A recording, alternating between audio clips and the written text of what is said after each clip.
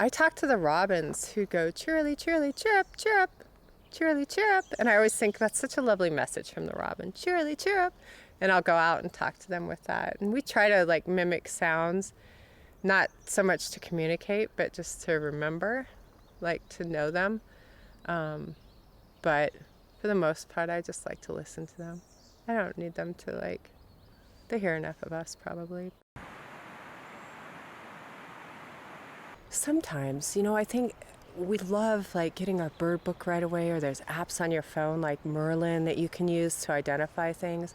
But when I'm talking about how we come to get knowledge, or how Native people traditionally have knowledge, it was first by paying attention. So can we first come to a place like this and hear sounds and not be concerned by what bird is it? Because often when we identify something, if I were to say that's a robin, you might have a preconceived idea of a robin and like, oh, well, robins are common, I don't need to care about that sound. And we stop hearing it. But if you just sit with the sound a while and think about how it makes you feel, what else does it sound like?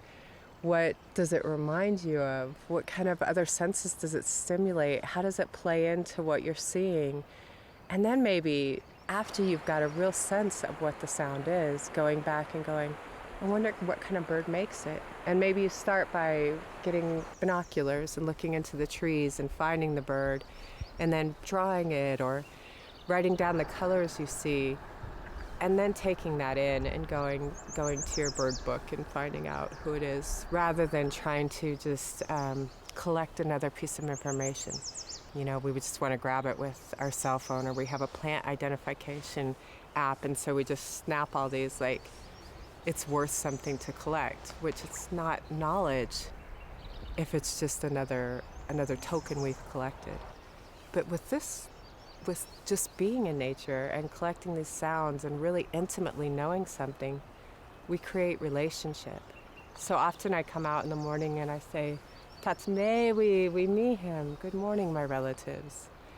And introduce myself in the morning to them and say good morning, and then just sit and listen and have relationship.